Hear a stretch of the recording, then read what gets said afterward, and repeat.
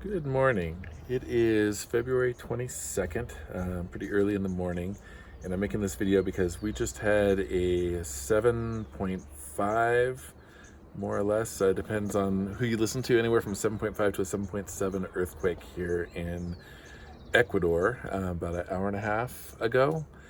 And we're on a road trip, and we're actually pretty close to where the epicenter of the earthquake happened. We are about 150 kilometers away, or about more or less 90 miles away from the center of the earthquake. Certainly it woke us up. We're in a hotel. Fortunately, it's a really well built hotel, but family was panicking, and then hotel staff came and knocked on the door, and it shook for a good long while. So I want to make this video to let everyone know, first of all, those of you that follow my adventures, I'm okay, my family's okay. But also to talk about what it was like here for people that are looking for information on the internet. So where I am is a suburb of Cuenca. We're about 30 minutes east of Cuenca. That's 30 minutes closer to the epicenter of the earthquake. It wasn't bad here, unless you were in a really poorly built house or building. I'm sure there was no more damage than like maybe broken dishes. It lasted for a good long while, but this was also a very deep earthquake, so it wasn't a really sharp movement. It just was a long rumble from this distance. So I'm putting this information out because I know right now tons of people are searching the internet trying to find out what to think, whether they should panic or whether their family is okay or their friends are okay.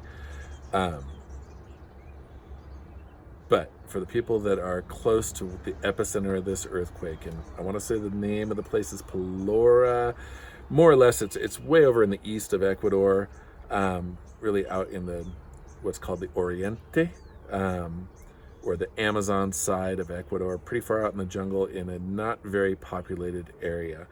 But this was big enough that some of the major cities that are closer, like Macas, probably have some significant damage. And certainly the roads in Ecuador are going to be really bad.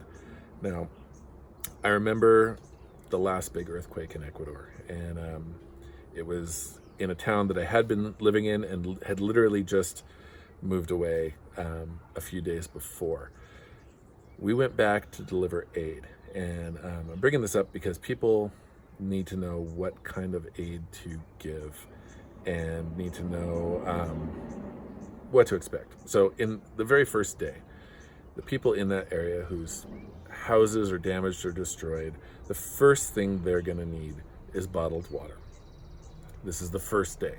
They're going to need bottled water. They're going to need snacks or food that they can eat without cooking, and they're going to need plastic. They're going to need big sheets of plastic or tarps or tents.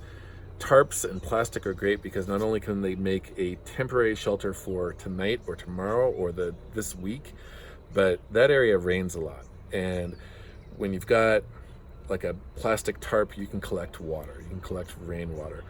And water is the most important thing in the first few days, not just for drinking, but also for washing and for cooking. So that's the first thing.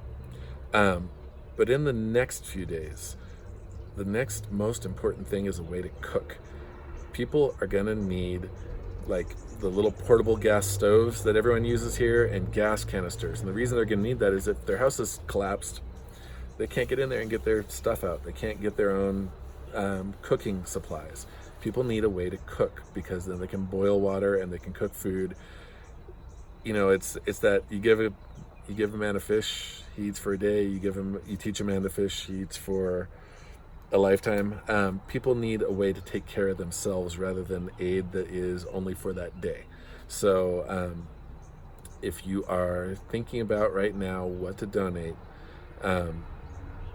think about those two things. Stuff that will help people in the first day or two or three, but stuff that will help people when they need to rebuild their house and they've got to figure out how to just survive for the next month.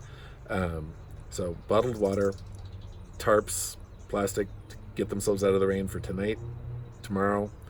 But in the long term, some way to boil water, some way to cook, maybe some kitchen supplies. Also, underwear and shoes. People can wear the same pants for a week, but it gets pretty gross to wear the same underwear. Donate those sort of things. So that's really all I have to say in this video. Don't panic if your friends or your family are in one of the big cities. Also, there was also an earthquake in Guayaquil this morning, possibly related. I guess there's some seismic activity going on. The Guayaquil earthquake was a 5.5. That's not huge. Please don't panic. So if your family's in Quito, Cuenca, Guayaquil, the major cities in Ecuador, don't freak out. They're safe.